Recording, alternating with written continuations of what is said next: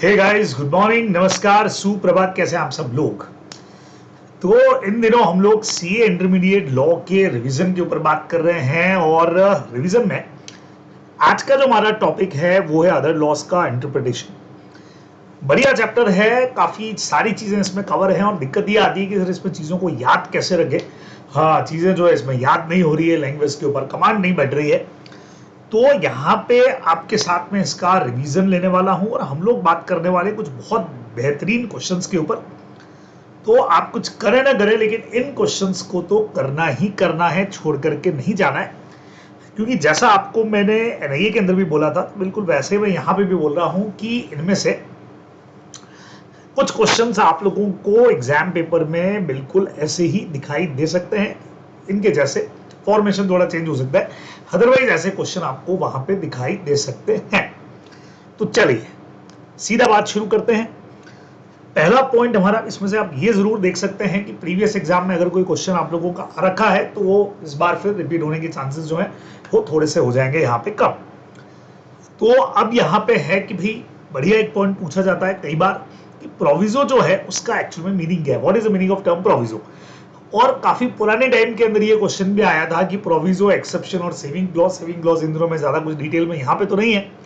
लेकिन उसके बाद जब भी पूछा गया, इन्होंने ये पूछा कि भाई प्रोविजो का फंक्शन क्या है ये बताना है, as well as what is the effect of proviso and does it qualify the main provision to the enactment, explain it with reference to the interpretation of institute. ये क्वेश्चन जो है वो लेटेस्ट में 22 के अंदर भी आ रखा है। तो सीधा सीधा बात अगर करें तो प्रोविजो में जैसे लिखने में एक दिक्कत आती है, कॉमनली पॉइंट सबको याद रहते हैं कि सर प्रोविजो में ये था, लेकिन यहाँ से सर स्टडी मैट का जो लैंग्वेज है सर वो बैंड बजा देता है। तो कुछ चीजों को पर्टिकुलरली आप जरूर इन्वॉल्व करिए। जैसे इन्होंने लिखा कि the normal function of a proviso is to except something. हम कहते हैं ना भाई कि एक्सेप्शंस को बताता है। तो the normal function of proviso is to except something out of the enactment और to qualify something stated in the enactment। पूरी लाइन अगर आप नहीं भी लिख रहे हैं which would be within the preview of if provision were not there तो भी हमको चलेगा, है ना। तो लोग इतनी चीजें हम बना करके लिख सकते हैं कि normal function of proviso is to except something, किसी चीज को हटा आउट ऑफ द एनेक्टमेंट, ठीक है ना। एक्सेप्शन हो गया एक तरह से, और साथ में हमने ये भी बता दिया बहुत सीधा सीधा सा, और टू क्वालिफाई समथिंग, चीजों को क्वालिफाई कर देना, कंडीशनल उसके अंदर डाल देना, वो चीज जो है वो एग्जैक्टली होती है प्रोविजो, बराबर। तो यहां तक भी अगर हम लिख देंगे पहली दो लाइन तो हमारा काम हो जाएगा।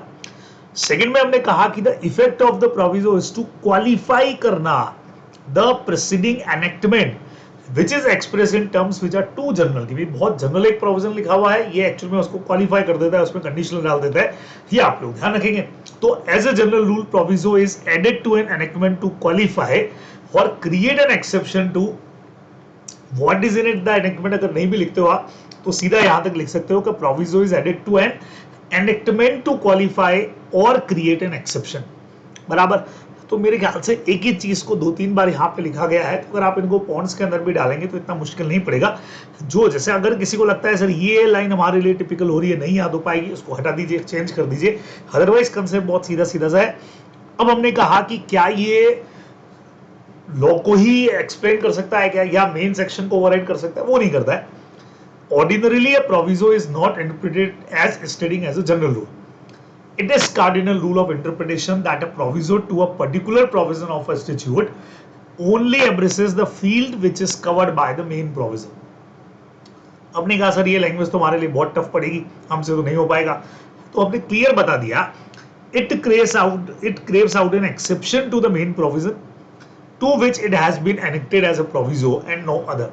यानी जिस प्रोविजन के लिए ये बना हुआ है, बराबर, मतलब जिसके साथ में प्रोविजो दे रखा है, ये खाली उसी का एक्सेप्शन बताएगा और कोई चीज का, मतलब जिस सेक्शन के साथ अपन ने बहुत सारे सेक्शन पढ़े, कल को हमने कंपनीज एक्ट में कोई सेक्शन 4 पढ़ा मेमोरेंडम का, उसमें हमने साथ में प्रोविजो अगर पढ़ा है, 128 हम अकाउंट्स का पढ़ते हैं उसमें हमने प्रोविजो पढ़ा, वो सिर्फ उसी पर्टिकुलर जिसके साथ प्रोविजो ऐड है उसी के एक्सेप्शन की बात कर रहा है, पूरे सेक्शन की या पूरे एनेक्टमेंट को वो एक्सेप्शन में नहीं डाल रहा है। तो ये कुछ चीजें अपने को यहाँ पे हाँ बढ़िया से निकाल करके लिख देनी चाहिए।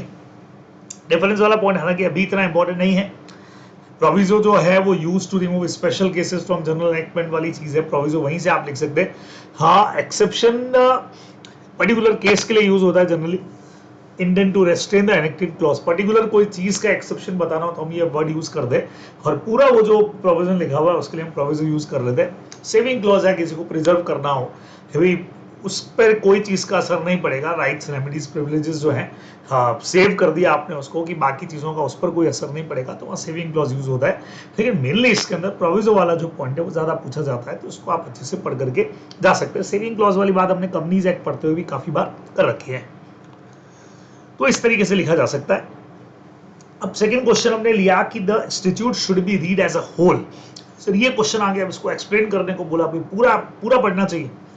तो कई बार आपको लगे कि अगर आप यहाँ से पढ़ रहे हैं और पैराग्राफ फॉर्म में चीजें आपको दिख रही हैं यहाँ पे या स्टडी मेट के अंदर, तो उसको पॉइंट्स के अंदर डिवाइड कर दीजिए। जैसे इन्होंने बोला, it is the elementary principle that construction of institute is to be made of all its part taken together and not one part only. ये आपने मान लीजिए फर्स्ट पार्ट लगा दिया, फर्स्ट पॉइंट लगा दिया कि भाई ये it is a principle that जो भी इंस्टीट्यूट का कंस्ट्रक्शन होगा to be made in all the parts of all its part taken together. जब भी इंटरप्रिटेशन या कंस्ट्रक्शन करना है तो you have to read, you have to consider whole the act, not in part, ठीक है ना। ये एक पॉइंट हो सकता है। The DDA institute must be read as a whole in order to ascertain the true meaning of its several clauses, ये आपका सेकंड पॉइंट बन सकता है, ठीक है ना। आगे की लाइन ये नहीं भी लिखी, and the word of each clause should be so interpreted as to bring them into harmony with other provision, तो भी चलेगा। और अलग से इस पॉइंट को आप द वर्ड से बना लेते हैं तो भी आपके लिए बहुत ईजी हो जाएगा।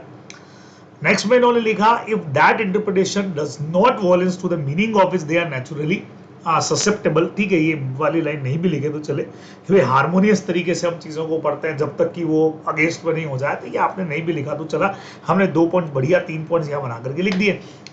And the same approach would apply with equal force with regard to act and rules passed by the legislature, कि भी रूल्स पे भी ये सेम चीज लगती है। नंबर 4 कि वो भी जो है वो पूरा जब आप एक्ट को पढ़ेंगे तो रूल को भी साथ में पढ़ना चाहिए, ठीक है। ये एक 4th पॉइंट आप बना के लिख सकते हो। One of the safest guide to the construction of sweeping general word is to examine other word of like important in the same enactment or instrument to see what limitation must be imposed on that।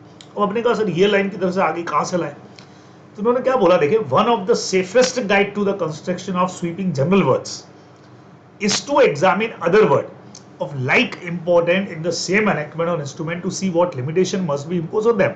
कई बार होता है एक ही तरह के words पूरे act पे अलग अलग जगह पे यूज होते हैं, और हो सकता है कहीं कुछ अलग तरीके से यूज हुए हो, अदरवाइज सिमिलर यूज हुए हो, तो इसीलिए भी बहुत जरूरी है कि आपको ये 5वें पॉइंट में आप ये डाल सकते हैं कि भी चीजों को साथ में पढ़ा जाए। If we find that number of such expression have to be subjected to limitation and qualification, and that such limitation and qualification are of same nature, the circumstances forms a strong argument for subjecting the expression in dispute to a similar limitation or qualification। अब ये line no doubt आपके लिए tough पड़ सकती है, बराबर की sir ये लाइन्स हम अभी तो ठीक है आप समझा भी दोगे, लेकिन एग्जाम में हमको नहीं याद रहेगा तो चलेगा। अगर हम यहाँ तक के 5 पॉइंट्स भी बना के लिख दे तो एक अच्छा खासा पोर्शन हमारे लिए तैयार हो जाता है। तो इन्होंने बोला जरूरी है कि if we find that a number of expressions जो भी हैं have to be subjected to limitation. फिर कई सारी चीजें होती है कि आज यहाँ किसी जगह पे लिखी हुई है और आगे जाके सब्जेक्ट टू सम चीज आ गया, ठीक है। तो अब इसको ऐसे समझ लो आप, नॉर्मली भी आप जानते हैं कि कई सारे सेक्शन में हमने पढ़ा सब्जेक्ट टू दैट सेक्शन। अब सब्जेक्ट टू दैट सेक्शन बोला, इट मीन्स आपको जाकर के वो सेक्शन तो पढ़ना पड़ेगा, है ना। और वो नहीं पढ़ोगे तब तक उसका एक्चुअल मीनिंग कैसे निकाल पाओगे। तो इसीलिए हमने बोला कि institute should be read as a whole, इसलिए पढ़ा जाना चाहिए। तो इसको आप बना करके बहुत आराम से, ताकि कॉपी चेकर को समझ में आ जाए कि हाँ आपने सब्जेक्टेड टू वर्ड जो है वो यूज कर लिया है, वो यूज करके हम अपनी लैंग्वेज में इसको लिख सकते हैं, बराबर। तो ऐसे आंसर जो है वो लिखा जा सकता है इस क्वेश्चन का। तीसरे में हम लोग आए, many a time a proviso is added to a section of the enactment, ठीक है भाई। Explain the function of such proviso in the interpretation. अब देखो बच्चों, प्रोविजो वाला पॉइंट सेम टू सेम वापस रिपीट हो गया, तो जो ऊपर आपने पढ़ा वो एज इट इज पॉइंट यहाँ पे वापस रिपीट हो सकता है। वही पॉइंट जो अपन ने वहां पढ़े वो यहाँ पे भी अपन लगाने वाले हैं। नेक्स्ट क्वेश्चन हमारे पास एक आता है कि डिफरेंस बिटवीन, हमको बताना है mandatory provision from a directory provision, and what factor decide whether a provision is directory और मैंडेटरी। डायरेक्टरी मतलब वो जो सिर्फ फॉलो करे नहीं करे तो भी चलेगा, मैंडेटरी मतलब कंपलसरी करना पड़ेगा। तो देखिए इसका आंसर इन्होंने यहाँ पे आईसीए क्या लिखता है, स्टडी मेट क्या लिखता है। Practically speaking the difference between a provision which is mandatory and one which is directory is that mandatory अगर है तो मस्ट बी स्ट्रिक्टली ऑब्जर्व्ड, और डायरेक्टरी अगर आ जाता है किसी के साथ में, it would be sufficient that it is substantially complied with. अब इस पॉइंट को समझिएगा, मैक्सिमम लोग क्या लिखेंगे कि भाई mandatory provision is compulsory, 100% mandatory means compulsory strictly observe, but directory provision is, ऐसा ही लिख सकते हो, वॉलंटरी, है ना। तो जनरली ये वर्ड कोई नहीं लिखेगा, वॉलंटरी लिखेगा, लेकिन नंबर हमको इन वर्ड्स के मिलने वाले हैं, तो आप इसको ऐसे याद रखें कि भाई जहां पे वर्ड आ गया मैंडेटरी, तो इट मींस इस मस्ट बी स्ट्रिक्टली ऑब्जर्व या स्ट्रिक्टली फॉलोड भी लिख सकते हैं।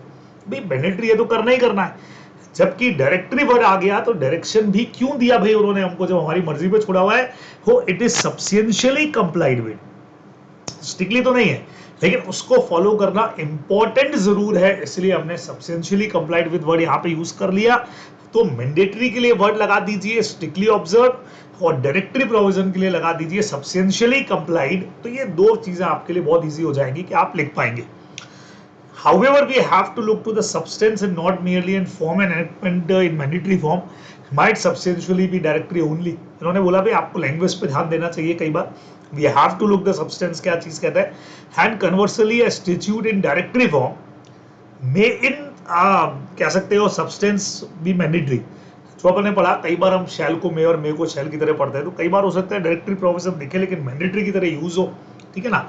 Hence it is the substance that count and must take procedure over mere form। अब इन्होंने बोला, क्योंकि ऊपर एक क्वेश्चन और पूछा है, फैक्टर कौन से जो डिसाइड करेंगे कि डायरेक्टरी मैंडेटरी है, तो हमने कह दिया कि भाई we have to look the substance, not merely the form and enactment. Enactment की लैंग्वेज पे नहीं जाना है, look at substance, actual provision क्या कहना चाह रहा है उस पर जाना पड़ेगा। If a provision gives a power coupled with a duty, समझिएगा, अगर ड्यूटी के साथ कुछ पावर भी देता है, again it is mandatory. Whether it is और not so would depend on the such consideration. कुछ बातें इन्होंने बोल दिया, भाई नेचर किस तरह का है, देन ऑब्जेक्ट किस वजह से प्रोविजन बना हुआ है, और किस पर्सन के बेनिफिट के लिए बना हुआ है, for whose benefit the power is to be exercise. ये कुछ आपको एलिमेंट्स दे रखे हैं ऊपर, जो फैक्टर बोले थे ना आपको, उनमें आप ये लिख सकते हो, लेकिन बढ़िया पॉइंट आ जाएगा कि we have to look the substance, not merely the formation. Formation की जगह पे आपको देखना चाहिए व्हाट इज सब्सटेंस, और उसमें तीनों चीजें आ सकती हैं, नेचर क्या है, ऑब्जेक्ट्स क्या है जिसके लिए है, और पर्सन किसके बेनिफिट के लिए बनाया है। तो इस तरीके से आप इसका आंसर जो है वो लिख सकते हैं। चलिए नेक्स्ट पे आते हैं, एक बढ़िया क्वेश्चन आता है, डिफाइन ग्रामेटिकल इंटरप्रिटेशन समझाना है, and what are the exceptions of grammatical interpretation. भाई ये भी इन्होंने पूछ लिया। तो grammatical interpretation concern itself exclusively with the, अब यहाँ जो वर्ड काम का आपको लेना चाहिए वो है verbal expression of the law. मतलब मैं आपको कीवर्ड्स बताता जा रहा हूँ कि जहां आपको मार्क्स मिल सकते हैं बच्चे लोगों, तो इसको सेट करिए कि यार ग्रामेटिकल इंटरप्रिटेशन का मतलब वर्बल एक्सप्रेशन हो गया of the law. It does not go beyond the letter of the law. बढ़िया, ग्रामेटिकल का मतलब है जो ग्रामर में बोला इट इज वर्बल एक्सप्रेशन, और उसके बियॉन्ड तो अपने को जाना ही नहीं है, not go beyond the letter of law. तो in ordinary cases grammatical interpretation is the sole form allowable, हम इसको एज इट इज अप्लाई कर देते हैं। ठीक है, बराबर बात समझ में आया। तो कुछ खास वर्ड इसमें दिमाग में रख लो, it is verbal expression, does not go beyond the letter of the law, ये कुछ इसके खास वर्ड है। The court can not take from or add to modify the letter of the law. Court जो है वो इसके अंदर चीजों को कई बार ऐड नहीं करेगा, तो court can not take from or add to modify the letter of law. समझिएगा इस चीज को, कोर्ट जो है वो जनरली इसके अंदर ऐड नहीं करेगा, चीजों को मॉडिफाई नहीं करेगा, लेकिन इसके कुछ एक्सेप्शंस हो सकते हैं। दो एक्सेप्शंस क्या बोले हैं देखिएगा, where the letter of law is logically defective on account of ambiguity. अगर किसी तरह का कोई कंफ्यूजन है, मतलब जो लॉ में लेटर वर्ड यूज हुए, अगर उनसे कोई कंफ्यूजन क्रिएट होता है, इनकंसिस्टेंसी लग रही है, इनकम्प्लीटनेस लग रहा है, तो उस चीज को दूर करने के लिए court is under a duty to travel beyond the letter of the law. Word देखिए कितना बढ़िया लिखा है, court is under a duty to travel beyond the law as to determine from the other sources and find out the true intention of the legislature। ये अपने को लिखना है। तो क्यों जाएंगे बाहर, अगर इनकंसिस्टेंसी है, इनकरेक्टनेस है, तो it is duty of the court to travel beyond the letter of the law, ऐसा कुछ, बराबर।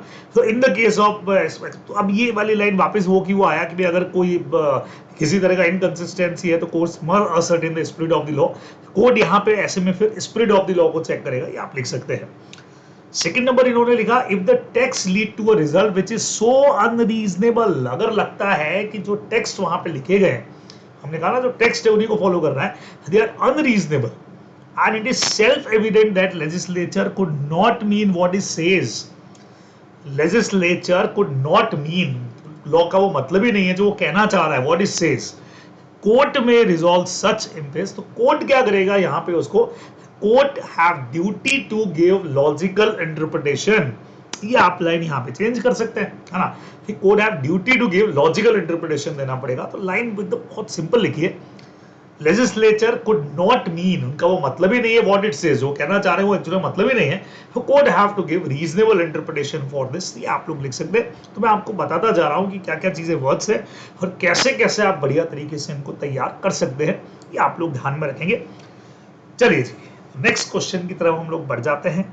अगला क्वेश्चन हमारा जो क्या है, डॉक्यूमेंट का एक छोटा सा पार्ट है, इसके ऊपर बात शुरू करते देखिएगा 6 पे। हाँ जी, क्वेश्चन नंबर 6 पे हम लोग बात कर रहे थे। तो क्वेश्चन नंबर 6 है, what is a document as per Indian Evidence Act 1872। तो डॉक्यूमेंट की डेफिनेशन अपने से पूछ ली गई है यहाँ पे।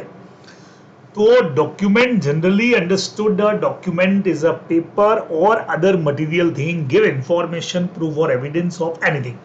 अच्छा, ऐसा ही डेफिनेशन अपने को जनरल क्लॉजेस एक्ट में भी देखने को बेसिकली मिल जाता है, ठीक है। The law defined document is a more technical form as per section 3 of Indian Evidence Act, वो डायरेक्टली अपने से पूछा हुआ है। तो document means any matter express or describe upon, और कोई भी substance by means of, उसमें letters हो सकते हैं, figures हो सकते हैं, numerical कह सकते हैं, कोई marks हो सकते हैं, या one or more of them those means, मतलब इनमें से एक से ज्यादा का यूज करके भी साथ में इस तरह की चीजें बनाई जा सकती है, जो intend to be used or which may be used for the purpose of recording the matter। तो लगभग इससे मिलती जुलती डेफिनेशन आप जनरल क्लॉजेस से पढ़ते हैं। तो वहां से क्वेश्चन आए तो डायरेक्टली आपको दे रखा होगा कि जनरल क्लॉजेस के हिसाब से आंसर देना है, तो आप इजीली लिख सकते हैं। एग्जांपल भी दे दिया छोटा सा, हर राइटिंग इज अ डॉक्यूमेंट, या कोई भी वर्ड्स प्रिंटेड है या फिर फोटोग्राफ्स जो है वो भी डॉक्यूमेंट की कैटेगरी के अंदर आएंगी, जो रिकॉर्डिंग पर्पज से होती है। तो ये हम लोग डेफिनेशन लिख सकते हैं डॉक्यूमेंट का। चलिए जी, अब नेक्स्ट पॉइंट के अंदर आप फिर से देख लें, प्रोविजो वाला प्रोविजन बार बार पूछा जा रहा है, तो देख लीजिएगा प्रीवियस एग्जाम में अगर नहीं आया है तो फिर अपने लिए प्रोविजो हाँ काफी कुछ इंपॉर्टेंट हो जाएगा, ध्यान रखेंगे। अब एक और चीज इन्होंने पूछ ली, तो प्रोविजो वाला पॉइंट तो पहले डिस्कस कर चुके, same as it is repeat हो जाएगा। अब यहाँ पे एक वर्ड पूछा गया एक्सप्लेनेशन, देखिएगा उसके लिए क्या कहता है, यहाँ पे मैटर क्या कहता है, an explanation is at times appended to a section to explain the meaning of the text of the section। अब बच्चों समझो, हमने जैसे होल्डिंग सब्सिडरी कंपनी का डेफिनेशन पढ़ते हैं, तो सब्सिडरी कंपनी के डेफिनेशन के अंदर टोटल वोटिंग पावर अगर हमारा हो गया, तो उन चीजों के लिए, या जहां पे हम पढ़ते हैं control on composition of board, उसके लिए एक्सप्लेनेशन दे रखा है। या जब आप लोग ज्वाइंट वेंचर कंपनी पढ़ते हैं, यानी कि हम लोग उसके अंदर भी हमारी चीज आती है, एसोसिएट कंपनी के अंदर या ज्वाइंट वेंचर कंपनी के अंदर भी सिग्निफिकेंट इन्फ्लुएंस हमारा जो है, उसके लिए एक्सप्लेनेशन वाला वर्ड दे रखा है। तो वैसे ही हुआ कि explanation is at times appended to a section to explain the, तो explanation means explain the meaning of the text of the section, ठीक है। तो अपन ऐसे भी लिख सकते थे कि explain the meaning of the text of section, call explanation, language ऐसे बना लो आप। An explanation may be added to include something, meaning add करता है विद द सेक्शन और टू एक्सक्लूड समथिंग फ्रॉम, मतलब जो चीज सेक्शन ने नहीं दी, अब सेक्शन ने खाली सिग्निफिकेंट इन्फ्लुएंस लिख करके छोड़ दिया, तो एक्सप्लेनेशन उसका एग्जैक्टली मीनिंग जो है वो दे देता है, ऐड कर देता है। Normally we so read as to harmonise with, है ना, जैसे प्रोविजो एक्सेप्शन की बात करता है, लेकिन ये हार्मोनाइज करने की बात करता है कि मेन सेक्शन के साथ उसको पढ़ा जाए and clear up any ambiguity in the main section. Main section में अगर कोई कंफ्यूजन है तो उसको दूर करने का काम ये कर देता है। तो सब्सिडरी कंपनी का बेस्ट एग्जांपल अपना था, जहां पे हम पढ़ते हैं वो वाला point, subsidiary of a subsidiary is also subsidiary company, तो वो एक्चुअली मेन सेक्शन में तो है नहीं। मेन सेक्शन तो कहता है या तो खुद हेल्ड करो या अपनी सब्सिडरी के साथ मिलकर के हेल्ड करो, लेकिन ओनली सब्सिडरी हेल्ड करे, ये वाली लाइन एक्सप्लेनेशन के अंदर अपने को पता लगती है। तो it should not be so constitute as the widen and ambit of section, widen the ambit of section। इस पर, इस लाइन पे कई बार क्वेश्चन बन जाता है, लेकिन ये सेक्शन के एम्बिशन को बढ़ाने का काम, वाइड करने का काम जो है वो बेसिकली जो है वो नहीं करता है। should not be so constitute, ध्यान रखिएगा। The meaning to be given an explanation will really depend on the terms and not on any theory of its purpose। और कुछ नहीं, जो वहां वर्ड है उन्हीं की मीनिंग यहाँ दे रखे होते हैं और कुछ भी नहीं होता है। तो आप बिल्कुल चाहे तो पॉइंट्स के अंदर इन आंसर को डाल के बढ़िया तरीके से आंसर प्लान कर सकते हैं। चलिए जी, नेक्स्ट पे आपको लेके आता हूं। अब यहां पूछ लिया गया, explain the mischief rule for interpretation of statute, also give 4 matter it consider and constituting an act. जब भी हम एक्ट की बात करेंगे तो क्या चीज होगी, मिस्चीव रूल जो हमारा है। तो मिस्चीव वाला रूल हमारा हिडन्स केस के नाम से भी जाना जाता है, अपन लोगों ने पढ़ा हुआ है, बेनिफिशियल इंटरप्रिटेशन। तो where the language use in institute is capable of more than one interpretation, तो जो प्रिंसिपल उस वहां काम आएगा उसको हम हिडन रूल के नाम से जानते हैं। इसके और भी नाम है, परपोसिव कंस्ट्रक्शन भी है, मिस्चीव रूल भी है, और rule then direct the court. अब कोर्ट को ये डायरेक्शन देता है कि मस्ट क्या करना चाहिए, adopt the construction with shall suppress the mischief. अब इसकी खासियत क्या है कि मिस्चीव को रोकने के लिए बनाया गया है ना, और रेमेडी प्रोवाइड करने का काम करता है। 4 चीजें जो आप लोगों ने नोट्स में से भी पढ़ी हैं वो लिखना है कि भाई ये जो एक्ट है जिसका इंटरप्रिटेशन कर रहे हैं उसको बनाने से पहले क्या लॉ था, बराबर वो इनर स्ट्रीट वाला जो अपन ने एग्जाम्पल भी पढ़ा हुआ है। सेकेंड नंबर, वो मिस्चीव क्या है जिसके लिए पुराने लॉ में कुछ भी नहीं था, which the law did not provide.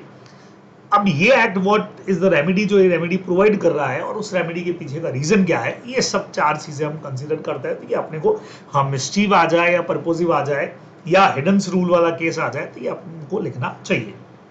चलिए जी, नेक्स्ट बात, एक बढ़िया पॉइंट आता है, explain how dictionary definitions can be great help in interpreting constituting an act when the statute is ambiguous. ठीक है भाई, अगर हमारा एक्ट कहीं पर कंफ्यूजन में है तो जो डिक्शनरी डेफिनेशंस हैं क्या वो हमारी किसी तरह की मदद कर देगी। देखिए एक्ट का डेफिनेशन नहीं, डिक्शनरी का डेफिनेशन। तो देखिए इसके पॉइंट्स क्या कहते हैं। First we refer the act. अब पहला पॉइंट, आप इन सारे चीजों को पॉइंट्स के अंदर डाल दीजिए एग्जाम पर्पज से, थोड़ा बहुत लैंग्वेज को भी चेंज कर दीजिए, कीवर्ड डाल दीजिए, आपका आंसर बहुत जबरदस्त बन जाएगा और मार्क्स भी पूरे मिलेंगे। First we refer the act in a question to find out any particular word or expression is defined in it। तो सबसे पहला पॉइंट एकदम इजी हो गया कि जब भी कोई वर्ड का अगर मीनिंग देखना है तो पहले तो हम चेक करेंगे कि क्या हमारा एक्ट उसकी डेफिनेशन दे रहा है, क्या उस पर्टिकुलर वर्ड के लिए क्या एक्ट में कोई डेफिनेशन है क्या। इंटरेस्ट वर्ड अगर आया, ऑफिसर वर्ड आया, ऑफिसर इन डिफॉल्ट आया, डायरेक्टर आया, मैनेजर आया, इतने सारे वर्ड जो मैंने बोले, तो क्या कंपनीज एक्ट में पढ़ेंगे तो देखते हैं कि क्या कंपनीज एक्ट ने इनका मीनिंग देके रखा है क्या। Where we find that a word is not defined in the act itself, ये आपका सेकंड पॉइंट बन सकता है ना, ये फर्स्ट पॉइंट बन गया, सेकंड पॉइंट बन गया। फिर अगर एक्ट में कुछ नहीं है then we may refer to dictionary to find out the general sense, ठीक है, which that word is commonly understood। तो जो उसका फिर कॉमन मीनिंग होगा उसके लिए we have to refer the find out the dictionary meaning in general sense, जिसको भी commonly understood कर सके। However, in selecting one out of several meaning, अब क्या होगा, डिक्शनरी में एक ही वर्ड के बहुत सारे मीनिंग दे रखे होंगे। तीसरा पॉइंट हमारा बनेगा कि 4-5 मीनिंग दे दिया, अब इसका कौन सा meaning low. We must always take into consideration the context in which it is used। तो इंटरेस्ट वर्ड आपको मैं हमेशा बोलता हूं, तो अगर मैं इंटरेस्ट वर्ड की डिक्शनरी मीनिंग देख रहा हूं तो मुझे वहां 2-3 मीनिंग दिखेंगे, हित भी दिखेगा, मेरा इंटरेस्ट रुचि वाला भी दिखेगा। तो अगर मैं कह रहा हूं कि एक्सप्लेनेटरी स्टेटमेंट में directors have to disclose their interest, तो वहां पे हित वर्ड जो है वो मीनिंग जाएगा। ठीक है, अच्छा ब्याज भी कहते हैं इंटरेस्ट को, लेकिन यही अगर मैं देख रहा हूं कोई रेट ऑफ इंटरेस्ट वर्ड लिखा हुआ है या डिविडेंड पेमेंट नहीं किया आपने, लेट पेमेंट किया तो 18% पर एनम का इंटरेस्ट देना पड़ेगा, तो वहां इंटरेस्ट का जो मीनिंग है वो उस रेफरेंस में लिया जाएगा। तो we must always take into consideration the context in which it is used, ये आपका एक पॉइंट बन सकता है। It is the fundamental rule that meaning of the word and expression is in act must take their color from the context। color मतलब किससे match करता है उसी से लेना चाहिए जिसमें वो अपीयर हो रहे हैं। तो ये अब कुछ स्पेशल वर्ड हो गए जिनको आपको आंसर में लिखना चाहिए कि the act must take their color, है ना। अब समानता कहते हैं इसको, वैसे किस कंटेक्स्ट में बात हो रही है उसी से रिलेटेड आपको मीनिंग लेना चाहिए, ये आप लोग ध्यान रखेंगे। तो इतना भी आप लिख देते तो बहुत काम हो जाएगा हमारा, ध्यान रखिएगा। आगे इन्होंने बोला भी है यहाँ पे बहुत सीधा सीधा सा कि फर्दर जुडिशियल डिसीजन के अंदर भी हम कई सारी चीजों के अंदर जो है वो मीनिंग लेते हैं हम यहाँ पे। ये आप नहीं भी लेके परिमेत्रिया के बारे में तो भी चलेगा। Greater weight than meaning furnished by the dictionaries, वो अपने को समझ में आया, ठीक है। However, for technical terms, reference may be made to technical dictionary। अब टेक्निकल डिक्शनरी को भी हम यूज कर सकते हैं, ये अपने को ध्यान में रखना चाहिए। तो सीधा सीधा सा वर्ड है हमारा ये। तो इस तरीके से यहाँ तक भी अगर हमारा आंसर प्रॉपर होता है तो बहुत आराम से यहाँ पे लिख सकते हैं, ध्यान रखेंगे। हाँ जी, देन उसके बाद में how far is preamble is an enactment helpful for interpreting. Preamble word भी काफी अच्छा पॉइंट माना जाता है। तो प्रिएम्बल बेसिकली किसी भी एक्ट के स्कोप या ऑब्जेक्ट्स को बता देता है। तो वो अगला क्वेश्चन भी ऐसे ही प्रिएम्बल के बारे में ही है। लगातार आप देख सकते हो कितनी बार वर्ड यूज हुआ है। तो बहुत सीधा सीधा सा है कि it express the scope and object of the act more comprehensively than the long title. ठीक है, जो लॉन्ग टाइटल उसका है उससे कहीं ज्यादा बेटर मीनिंग जो है वो स्कोप एंड ऑब्जेक्ट्स को ये बताता है मोर कॉम्प्रिहेंसिवली। ठीक है, ज्यादा। द प्रिएम्बल में reside the ground, ground create करता है, बताता है क्या ग्राउंड था एक्ट को बनाने के पीछे, the cause for making a statute और the evil which is sought to have the remedied by it. ठीक है, मतलब किसी एक्ट को बनाने के पीछे ग्राउंड क्या है, रीजंस क्या हैं, हाँ कौन सी रेमेडी प्रोवाइड करी है, वो सब के लिए जो है वो प्रिएम्बल काम में आता है। तो ये कुछ वर्ड्स अपने को लिखने ही चाहिए। The preamble like the long title can legitimately B use for constitute. ठीक है भाई, जैसे वो यूज आता है वैसे ये भी काम में आता है इंटरप्रिटेशन में। हाउएवर ये कभी भी एक्ट को ओवरराइड नहीं करेगा। लाइन बहुत बढ़िया है। Only if the wording of act give rise to doubts, अगर कहीं पे कोई पर्टिकुलर वर्ड्स को लेकर के हमारा डाउट हो रहा है, वेयर द वर्ड और ए phrase is more than one meaning, और डाउट अराइज हुआ है कि भाई कौन सा मीनिंग लेना चाहिए एक्ट के अंदर, तो preamble can be and ought to be referred to arrive the proper construction. तो हमको प्रिएम्बल का इस्तेमाल करना चाहिए। ये इन्होंने यहाँ पे सीधा सीधा से लिख दिया, जो आप लोग ध्यान रखने वाले हैं। हाँ जी। देन अगला क्वेश्चन ही बच्चों सेम है, एज इट इज है। इसमें एक काम कर सकते हैं आप कि जैसे यहाँ पे भी प्रिएम्बल की वही डेफिनेशन देके रखी है, एक यहाँ एक एग्जाम्पल जो है वो बढ़िया सा लगा रखा है, वो आप इस्तेमाल कर सकते हैं। अब एग्जाम्पल में हिंदू मैरिज एक्ट के अंदर था कि मैरिज में बी सोलोमनाइज बिटवीन टू हिंदूज। ठीक है, तो जहां पे दो हिंदूज की बात हो रही थी, in the sense that both the parties of marriage must be Hindu, it was held that a marriage between Christian and male Hindu female solemnise. तो यहाँ पे हो ये रहा था कि क्रिश्चियन मेल और हिंदू फीमेल थी, तो वो इस एक्ट के अंदर कवर है कि नहीं है। तो हमको उसका प्रिएम्बल देखना पड़ा, जो कहता है कि यहाँ पे टू हिंदूज के बीच की मैरिज की बात होती है। तो कई बार उसके लिए हमको क्या करना पड़ेगा, प्रिएम्बल देखने पड़ेंगे। ये आप लोग मेनली ध्यान में रखने वाले हैं। चलिए जी, तो नेक्स्ट पॉइंट के ऊपर आते हैं बच्चे लोगों हम लोग। और अगला क्वेश्चन हमारा नंबर 12 क्या कहता है, how will you understand whether a provision in institute is mandatory और डायरेक्टरी है। तो मैंडेटरी और डायरेक्टरी पे पूरा एक क्वेश्चन हम लोग कर चुके हैं, पूरी तरह से हम लोग बात कर चुके हैं कि कैसे पता लगेगा। वही वाले वर्ड जो आपको मैंने बोला था, स्ट्रिक्टली ऑब्जर्व और सब्सटेंशियली कंप्लाइड वाला हमारा वर्ड हो गया। ठीक है, तो सेम टू सेम क्वेश्चन जो है वो हमारा रिपीट हुआ है। तो एज इट इज वही वाले फैक्टर्स आगे 3 के 3 तो आप लिख सकते हैं। चलिए, अब नेक्स्ट में इन्होंने दे दिया company means company incorporated under this act और प्रीवियस कंपनीज एक्ट। बिल्कुल सही डेफिनेशन। और आगे इन्होंने दे दिया, एक तो डेफिनेशन ये दी और इन्होंने आगे दिया पर्सन इंक्लूड्स, ये लिख करके under the consumer protection act 1986। अब how would you interpret and construct the nature and scope of definition. अब एक्चुअल में इसमें 2 वर्ड पे इन्होंने फोकस किया, एक तो मीन्स का मतलब क्या होता है और एक इंक्लूड्स का मतलब क्या होता है। तो आप देखें, ऐसी डेफिनेशन आपको जनरल क्लॉज में भी देखने को मिलती है। तो डेफिनेशन ऑफ अ वर्ड और एक्सप्रेशन इन द डेफिनेशन में आइदर या तो रेस्ट्रिक्ट करेगा या थोड़ा सा मीनिंग को एक्सपांड करेगा, एक्सटेंसिव करेगा। तो जहां पे भी मीन वर्ड आ जाता है तो उसका मतलब प्राइमा फेसी मान के चलते इट इज रेस्ट्रिक्टिव कि भाई वही मीनिंग लेना है जो यहाँ पे दिया है। ठीक है, we must restrict the meaning of the word to that given definition in the section की जो सेक्शन में दे रखा है। मीन्स का मतलब रेस्ट्रिक्टिव डेफिनेशन है, वही लेनी है, एक्सपांड नहीं करनी है। लेकिन जहां पे हमारे पास वर्ड इंक्लूड आ गया तो prima facie extensive means the word defined is not restricted, कि यही जो लिखा हुआ है कुछ और चीजें भी उसके अंदर इंक्लूड हो सकती है। थोड़ा सा वाइडर डेफिनेशन हो गया, ये अपने को ध्यान में रखना चाहिए। तो अच्छा पॉइंट है। फर्स्ट में इन्होंने बोल दिया कि पहली वाली जो डेफिनेशन है वो रेस्ट्रिक्टिव और एग्जॉस्टिव हो गई, जिसको आप ओनली जो मीनिंग यहाँ पे आएगा वही आपको लेना है। एंटिटी इनकॉर्पोरेटेड जो कंपनीज एक्ट में हो वही कंपनी मानी जाएगी और किसी को हम कंपनी नहीं मानेंगे। जहां तक दूसरी वाली डेफिनेशन की बात है वहां पे हम थोड़ा सा वाइडर स्कोप लेंगे। तो ये चीज जैसे आपको मैंने बताया कि वाइडर में जाएगी, आप लोग ध्यान रखेंगे। ठीक है, नेक्स्ट पे आते बच्चे लोगों, जैसे पहले एक डेफिनेशन आई थी हमारी डॉक्यूमेंट की, वैसे इस बार हमारी डेफिनेशन है इंस्ट्रूमेंट की। सर ये क्या चीज हो गया, डिफरेंस होता है दोनों में बट ऑब्वियस है। इन अ कॉमन मतलब कॉमनली अगर बात किया जाए तो इंस्ट्रूमेंट का मतलब फॉर्मल एक लीगल डॉक्यूमेंट हो गया, बस ये समझो। डॉक्यूमेंट में तो हमने पढ़ा कोई भी रिटर्न चीज हो सकती है, लेकिन वही चीज मतलब जो रिकॉर्ड करने का काम है। लेकिन अगर कोई लीगल डॉक्यूमेंट है जो क्रिएट करता है या कंफर्म करता है किसी राइट को, किसी अधिकार को और रिकॉर्ड्स ऑफ अ फैक्ट, ठीक है, तो it is formal writing of any kind such as. अब इसमें क्या क्या है, हमने कहा it is a legal document, तो उसमें किसी तरह का एग्रीमेंट हो गया, डीड हो गया, चार्टर यानी मेमोरेंडम आर्टिकल्स हो गए, ये सारे जो है टेक्निकल फॉर्म में ये सब कहलाएंगे क्या, instrument. It also means a formal legal document having legal effect either as creating liability or affording evidence of. देखिए पॉइंट्स में हम लोग बढ़िया आंसर लिख सकते हैं. इंडियन स्टैम्प एक्ट के अंदर इसकी डेफिनेशन क्या है, इंस्ट्रूमेंट में इंक्लूड है every document by which any right और लायबिलिटी. देख लीजिए आप समझिएगा, लीगल डॉक्यूमेंट है. वहां हमने पढ़ा था कोई भी फोटोग्राफ, कोई भी रिटर्न वर्ड, कोई भी मार्क, कोई भी पिक्चर जो रिकॉर्डिंग के काम आती है वो डॉक्यूमेंट था. लेकिन वही डॉक्यूमेंट अगर लीगल फॉर्म के अंदर है तो राइट्स और लायबिलिटीज को क्रिएट कर देता है, ट्रांसफर करता है, एक्सटेंड करता है, एक्सटिंग्विश करता है, रिकॉर्ड करता है.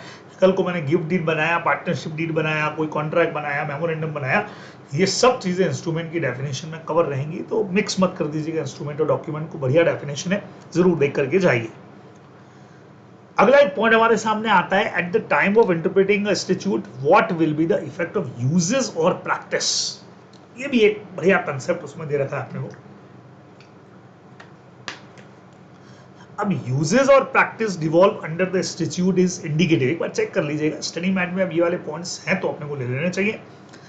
यूजेस और practice devolve under the statute is indicative of the meaning recognised to his words by contemporary opinion. अब ये क्या कहना चाह रहे हैं समझिएगा. कोई ऐसी चीज जिसको एक रिकॉग्नाइजेशन मिला हुआ है, कॉमनली जिसको अपन कहते हैं ना कस्टम, जो प्रैक्टिस में चीजें आ चुकी है, जो चलन में आ चुकी है. A uniform notorious practice continued under an old statute and inaction of the legislature to amend the same are important factor as show that the practice so followed was based on correct understanding of the law. हमने कहा sir इतनी बड़ी line हो गई, इसका मतलब क्या जा रहा है. When the uses of practice receives judicial or legislative approval, it gains additional weight. कोई ऐसी चीज जो प्रैक्टिस कंटिन्यू थी, मान लीजिए ओल्ड स्टैट्यूट के अंदर, और देन फिर नए इंस्टीट्यूट के अंदर हो सकता है उसमें अमेंडमेंट आ गया, जो कुछ भी हो गया, ठीक है. लेकिन जो चीज एक लॉन्ग टाइम से चली आ रही है उसको लॉ ने भी या जुडिशरी ने अगर उसको अप्रूवल दे दिया, जुडिशरी भी कहती है लंबे टाइम से चला आ रहा है तो उसको हम मानेंगे, ठीक है. जैसे कई जगह पे आप लोगों ने सेल्स ऑफ गुड्स एक्ट वगैरह के अंदर पढ़ाया था, हम बात करते हैं ट्रेडिशन या कस्टम की. तो ये चीज कस्टम अगर अलाउ करता है तो लॉ भी कहेगा भाई इसको हम बिल्कुल वैलिड मान लेंगे, चलेगा. तो वही चीज यहाँ पे भी काम में आ रही है. तो दो लिटिल मैक्सिम इसमें काम करते हैं. पहला ऑप्टिमा वाला जो हमारा है कि the custom is the best interpreter of the law. जो एक कस्टम चला आ रहा है तो कई बार उसको चेंज नहीं किया जाता है, उसको हम लॉ मान लेते हैं. और सेकंड नंबर के ऊपर एक अपना बढ़िया सा पॉइंट था कि the best way to interpret a document is to read. अगर आपको लैटिन लैंग्वेज नहीं भी याद हो रही है वहां पे तो आप नॉर्मल लिख सकते हैं इंग्लिश के अंदर. ये best way to interpret a document to read is that would have been read when made. आपको मैंने कहा था जो एंशिएंट हमारे एक्ट बने हुए, पुराने एक्ट बने हुए हैं, जैसे हम जब कॉन्ट्रैक्ट है कि 1872 की बात करते हैं तो हम ये मान के चलते हैं कि 1872 की सिचुएशन के हिसाब से बनाया होगा, है ना. कई सारी चीजों में हमको कॉन्फ्लिक्ट होता है कि सर आज के जमाने में तो ऐसा होता ही नहीं है. तो भाई बेस्ट वे है उस एक्ट को इंटरप्रिटेशन करने का कि अपने को 1872 में ले जाकर के सोचो, अच्छा यहाँ पे हॉर्स रेस का 500 रुपया इन्होंने वॉइड रखा है तो सर उस वक्त तो ऐसा हो सकता था. तो बस वही चीज अपने को ध्यान में रखनी है. Therefore, the best interpretation, construction of statute or any other document is that which has been made. देखिए वो वाली लाइन अपनी आंख पे आ गई, contemporary authority simply state. अब देखो यहाँ पे इसका सिंपल मीनिंग भी आप ले सकते थे. Old statute and document should be interpreted as they would have been at the time when they were enacted or written. पुराने स्टैट्यूट और डॉक्यूमेंट का इंटरप्रिटेशन बिल्कुल वही समझ के करना चाहिए जब वो बने थे, उस वक्त क्या सिचुएशन थी, ये आप लोग ध्यान में रखेंगे. तो वही चीज इन्होंने यहाँ पे समझाई है. और ये सिर्फ not only Asian but also recent statute in India पे भी कई बार इसको यूज कर लेते हैं. बाकी जनरली जो है वो पुराने एक्ट के लिए ही यूज होता है, जनरल वे के अंदर ही अपने को ध्यान में रखना है. चलिए जी, अगला पॉइंट बच्चे लोगों फिर से प्रीएम्बल के ऊपर ही है कि एक बिल्कुल एक्ट को कभी ओवरराइड नहीं करता है प्रीएम्बल. और सुटेबल एग्जाम्पल डायरेक्टली आपसे पूछ लिया तो वही हिंदू मैरिज एक्ट वाला बढ़िया सा एग्जाम्पल आप इसके ऊपर लगा सकते हैं. ये आप लोग ध्यान में रखेंगे. तो दो हिंदूज की बात हो रही थी. Whether foreign decision can be use. अरे हाँ भाई, हम तो पढ़ते आ रहे हैं शुरू से, हमने चालू ही वहीं से किया था. सालोमन वर्सेस सालोमन हमने किया था, फॉरेन का केस था. इंडियन कॉन्ट्रैक्ट हम पढ़ रहे थे तब भी हमने फॉरेन का जो केस है Mrs Balfour versus mister Balfour उठाया था. तो फॉरेन के केसेस हम काम में लेते ही हैं. रेक्स वाला केस हम लोग काम में ले लेते हैं, बहुत सारे केसेस लेते हैं. तो रूबेन वर्सेस ग्रेट फिगॉल भी हम काम में लेते हैं. तो चीजें बहुत है.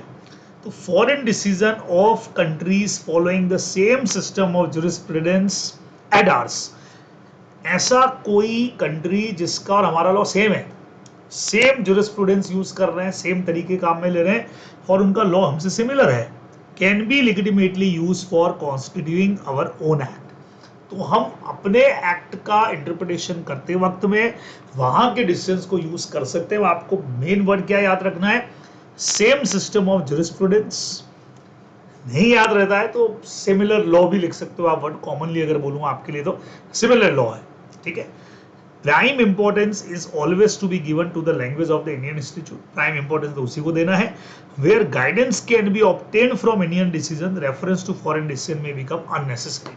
अगर इंडियन डिसीजन किसी चीज के ऊपर आ चुके हैं तो फिर फॉरेन डिसीजन को यूज करना अननेसेसरी हो जाएगा। तो ये भी आप पॉइंट्स बना के लिखे थे, लिख सकते हैं, बढ़िया सा पॉइंट है, ध्यान रखेंगे।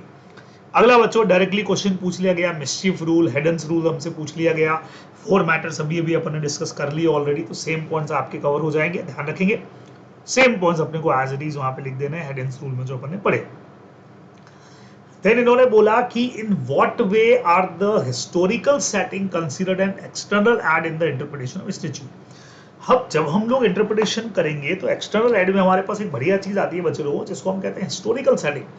यानी हम उस एक्ट की बनने की जो हिस्ट्री है या उसका जो पार्लियामेंट्री हिस्ट्री है उसको जाकर के चेक करते हैं। इसमें क्या पॉइंट्स बनेंगे आइए देख लेते हैं।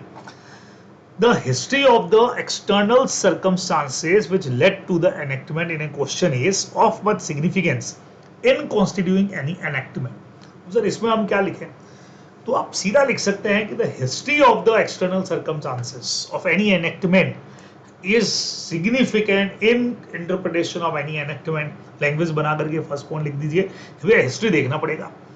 We have for this purpose to take the help of all those external and historical facts which are necessary in understanding and comprehension of the subject matter। यहीं पे तोड़ दीजिए इसको, as well as to find out the scope and object of the enactment। तो भाई history क्यों देखना है हमको, इट इज नेसेसरी किसमें, understanding and comprehension of subject matter. Subject matter को अंडरस्टैंड करने के लिए it is so necessary to check the history, historical facts, as well as to find out the scope and objects. ये भी एक point बना लिया आपने। History in general and parliamentary history in particular. History तो जनरल की act की history क्या आती है, पर्टिकुलर पार्लियामेंट से रिलेटेड जो इन्फॉर्मेशन है, जो एंशिएंट एक्ट हमारे हैं या कॉन्टेम्पोररी या ऑथेंटिक वर्क जो भी उस टाइम के अंदर हुए, राइटिंग्स जो है वो सब रिलेटिंग होती है। तो भाई अब पार्लियामेंट उसमें क्या क्या काम आएगा हिस्ट्री के अंदर, तो हमने कहा पार्लियामेंट्री हिस्ट्री हो गई, जनरल हिस्ट्री हो गई, जो एंशिएंट इंस्टीट्यूट उस वक्त के या उस वक्त के पहले के बने हुए थे, वो सब चीजें यहाँ पे देखी जाती है, ये अपने को ध्यान में रखना है। तो बढ़िया सा क्वेश्चन यहाँ पे भी बन सकता है। चलिए जी, बस आखिरी दो क्वेश्चंस के ऊपर हम लोग बात कर रहे हैं। हमारा रिवीजन का काम जो है वो बढ़िया तरीके से करीब करीब काफी चीजें हमने इसके अंदर कवर कर लिए। और जैसा मैंने कहा था कि आपको अपने पेपर में इनमें से कुछ देखने को जरूर मिल सकता है। Does an explanation added to a section widened the ambit of section? बच्चों पढ़ चुके अपन सेम चीज, एक्सप्लेनेशन कभी भी वाइड नहीं करता है, सिर्फ सेक्शन के जो वर्ड्स हैं उनका इंटरप्रिटेशन करता है, मीनिंग करता है, एम्बिगिटी को दूर करता है, हार्मोनाइज करता है। सेम अभी अपन एक्सप्लेनेशन पढ़ चुके हैं, वो एज इट इज लिख देना है। फिर से बच्चे लोगों लास्ट पार्ट भी वही है, तो डेफिनेशन अपन ने पढ़ा था। मीन्स का मतलब जो कंपनी मीन्स रेस्ट्रिक्टिव, और इंक्लूड्स का मतलब थोड़ा सा ये वाइडर हो जाता है, रेस्ट्रिक्टिव वर्ड को यूज नहीं करता, ये एक्सटेंसिव वर्ड की तरह से यूज होता है। और दो बढ़िया, एक तो कंपनीज एक्ट वाली वही जो अभी 220 वाली डेफिनेशन पढ़ी थी, और इंक्लूड्स में पर्सन की डेफिनेशन आप दे सकते हैं। दो डेफिनेशन इन्होंने भी याद दे रखी है अपने हिसाब से, आप भी ले सकते हैं।